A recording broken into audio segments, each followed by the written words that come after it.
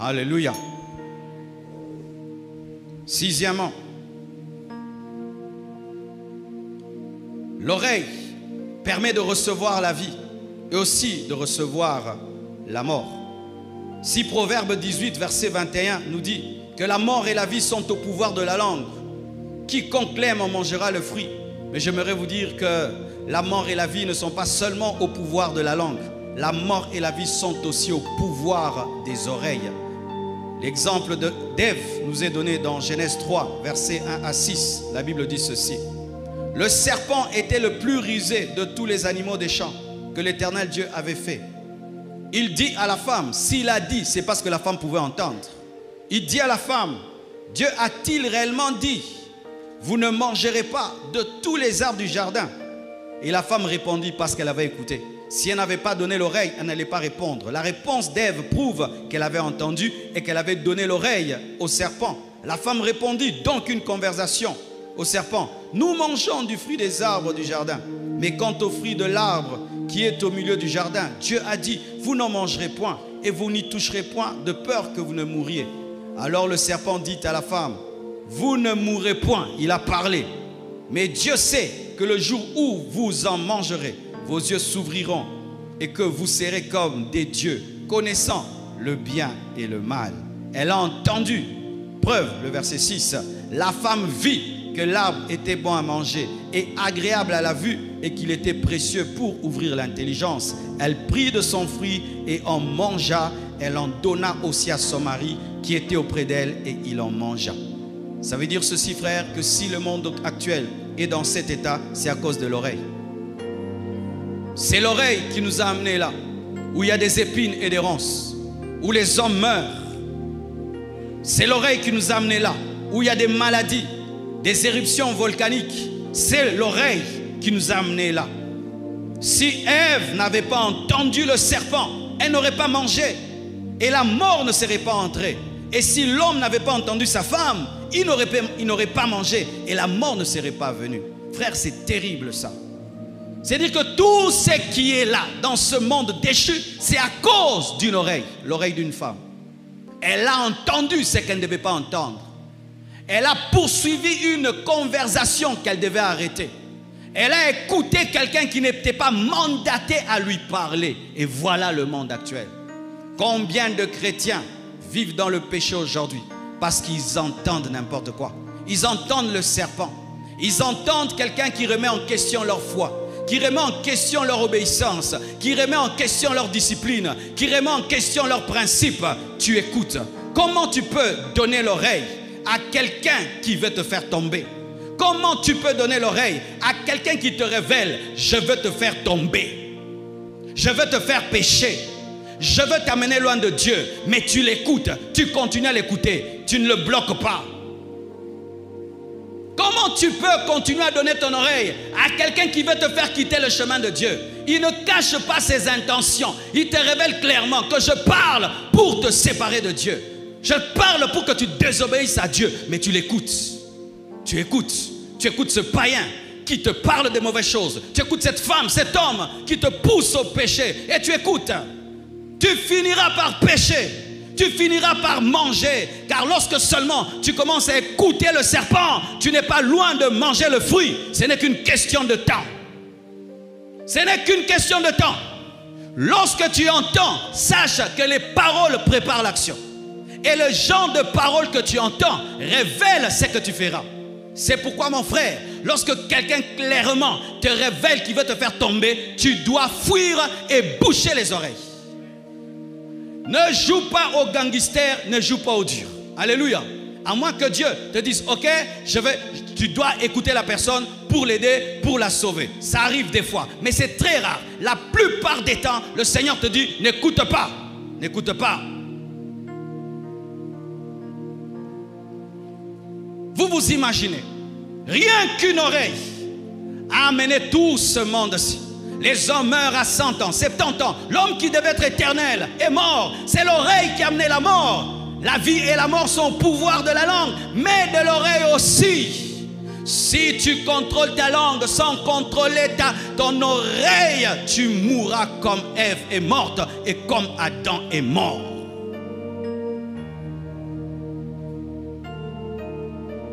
Ceux qui écoutent les rebelles deviennent des rebelles.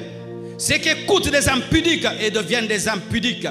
Ceux qui écoutent les magiciens deviennent des magiciens. Ceux qui écoutent les homosexuels commencent à tolérer l'homosexualité. C'est ainsi que le monde fonctionne et l'être humain fonctionne. Si tu laisses le serpent détruire la doctrine de Dieu, tu vas devenir son disciple. Qui veut t'endoctriner? Quel esprit tu écoutes? Quelle personne tu écoutes qui veut t'endoctriner, t'amener dans son monde? Le serpent avait déjà son monde, le monde de la rébellion, le monde de la chute, et voulait amener l'homme dans ce monde-là. Mais il a travaillé avec l'oreille. Une oreille qui n'est pas disciplinée est une porte d'entrée. Vous qui aimez bien parler des portes d'entrée des démons, porte d'entrée des démons. La porte d'entrée des démons, ce n'est pas seulement recevoir un sorcier à la maison, c'est donner ton oreille à n'importe quoi. C'est écouter n'importe quoi. C'est écouter n'importe qui. Et je comprendrai que tu ne saches pas ce que la personne veut. Tu donnes l'oreille, tu ne sais pas ce que la personne veut.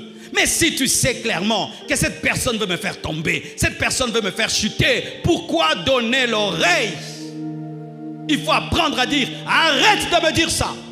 Alléluia. Arrête de me dire ça. Si tu continues, tu vas voir. Arrête de me dire ça. Ne me le dis plus. Quand tu joues avec le feu, tu joues avec le serpent. C'est que tu ne sais pas, c'est qu'il n'a pas seulement la capacité de parler, il a la capacité d'enrouler.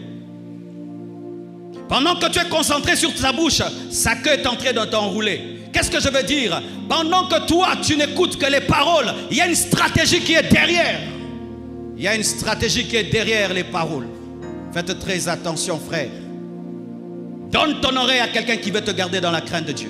Donne ton oreille à quelqu'un qui veut te garder dans la sainteté, qui veut te garder dans le jardin et qui te dit, ne mange pas, ne touche pas parce que Dieu a dit. Pas quelqu'un qui a dit, est-ce que vraiment tu mangeras, tu ne mourras pas. Quelqu'un qui vient démolir les principes, ne l'écoute pas. Ne l'écoute pas. En grandissant, j'ai perdu beaucoup de personnes à cause de cela. Tu touches à mes principes, tu n'es plus mon ami. Tu touches à mes principes, tu n'es plus mon ami. Tu touches, tu n'es plus. Dans mes principes, il y a des choses indiscutables, intransigeables. Pour un homme de Dieu, il y a ça et ça et ça. Pourquoi? Parce que si tu commences à tolérer, à entendre des choses, tu vas les tolérer dans ta vie. Et regardez. Ève avait déjà vu cet arbre. Elle savait où il était. Mais vous allez remarquer ceci, c'est que les paroles du diable ont rendu agréable l'arbre. Et c'est ça, la puissance de la séduction. C'est que la puissance de la séduction, c'est que le mal devient le bien. Qu'est-ce qu'il y a de mal dans cela, hein? Qu'est-ce qu'il y a de mal dans cela? Nous finirons par nous marier. Ça fait quoi si je te connais? Je finirai par t'épouser. Je n'ai pas dit que je ne veux pas t'épouser. Je vais t'épouser. Mais quand même, si tu m'aimes, tu entends ça lundi, mardi, janvier, décembre, si, tes principes baissent, et puis boum, tu tombes. Et c'est maintenant là que tu vas découvrir que la gloire de Dieu t'a enveloppé. Ils ont découvert qu'ils étaient nus. Parce qu'avant, ils étaient nus, mais leur nudité était couverte par la gloire de Dieu. Mais quand le péché est venu, leur nudité n'était plus couverte par la gloire de Dieu. Frère, fais très attention à celui qui te fait miroiter le péché comme étant une bonne chose. À celui qui te fait miroiter le mal comme étant une bonne chose. À celui qui te fait miroiter l'arbre de la connaissance du bien et du mal comme étant une bonne chose. Arrête d'écouter cette personne. Arrête d'écouter cette personne. Il y a quelqu'un dans ta vie. Il est en train de faire le travail du diable. Parce que sachez que le serpent n'était pas le diable. Ah oui, c'est ça aussi, des fois nous mettons un amalgame. La Bible nous dit que dans le jardin, il y avait un animal qui était le plus rusé, le serpent. Le diable est passé par le serpent. Mais ce serpent-là, c'était une créature de Dieu, ce n'était pas une créature du diable. Alléluia. Mais le diable est passé par elle. Et toi, le diable passe par une créature de Dieu pour t'amener vers lui. Oh, moi, le diable ne me parle jamais. Il te parle tous les jours par un homme et par une femme. Il te parle tous les jours par un homme, par une femme. Si tu pouvais voir derrière ce serpent, le diable, l'ange déchu, si tu pouvais voir derrière cet homme, le diable, l'ange déchu, je crois que tu allais prendre des grandes décisions. Mais donc que tes yeux s'ouvrent, que tes yeux s'ouvrent, que tes yeux s'ouvrent, que tes yeux s'ouvrent. Que tes yeux s'ouvrent et que tu puisses voir le diable derrière cette personne qui vient pour diluer ta foi, diluer tes principes, t'amener dans le monde, t'amener dans le péché.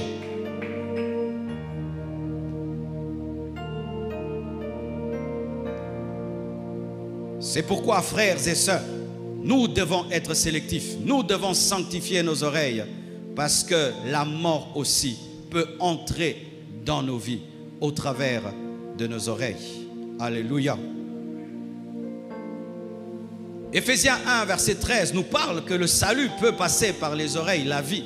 La Bible dit, Éphésiens 1, verset 13, en lui, vous aussi, après avoir entendu la parole de la vérité, l'évangile de votre salut, en lui vous avez cru et vous avez été scellés du Saint-Esprit qui avait été promis.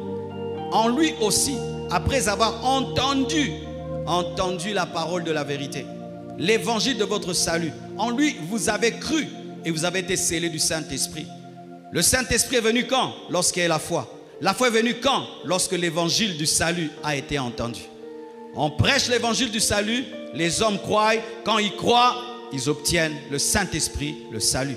Le salut passe par les oreilles. C'est pourquoi nous prêchons l'évangile. C'est pourquoi dimanche après dimanche, nous prêchons. Pourquoi? La vie entre par les oreilles. La vie entre par les oreilles. Pendant que tu entends, il y a une vie qui entre en toi.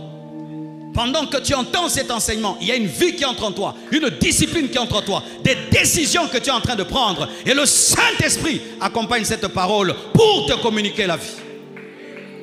Nous avons été sauvés comment? La plupart d'entre nous, sauf ceux qui sont sourds, la plupart d'entre nous, nous avons entendu l'évangile. Au travers d'une prédication, à la télévision, quelque part, tu as entendu, tu as cru et tu as reçu le Saint-Esprit. Alors mes frères et sœurs, parlons de Dieu, évangélisons, proclamons la parole, libérons la sémence de Dieu, mettons des choses dans les oreilles de Dieu. Jésus t'aime, il est mort pour toi, il a versé son sang pour toi, il revient bientôt, il est ressuscité le 3e jour. Si tu crois, tu verras la gloire de Dieu. Pendant que je parle, quelque chose se passe dans ton esprit. Alléluia. Il y a un prédicateur, il s'appelle Spurgeon, c'est l'un des grands prédicateurs. Cet homme s'est converti comment? Il dit, il n'a jamais entendu un si mauvais prédicateur de toute sa vie, mais s'est retrouvé converti. Pourquoi? Parce que ça ne dépend pas de qui dit et comment il dit. C'est la sémence qui compte. La sémence, il y avait la sémence. Il y avait la sémence. Frères et sœurs, toi qui es venu ici sans avoir reçu Jésus, je te dis et je parle à tes oreilles. Ouvre ton cœur. Si tu te répands et tu crois et tu invites Jésus dans ton cœur, il entrera dans ton cœur, il te pardonnera tes péchés, il te lavera, il écrira ton nom dans le livre de vie, il te donnera le Saint-Esprit, il va briser tes chaînes, tes liens de famille, il va te libérer de la malédiction, de la maladie, des démons. Si tu crois, tu verras la gloire de Dieu. Jésus t'aime, Jésus t'aime, Jésus t'aime, Jésus t'aime, Jésus t'aime. Alléluia. Le salut passe par les oreilles. Et donc mes frères, quand les hommes te donnent leurs oreilles, sauve-les.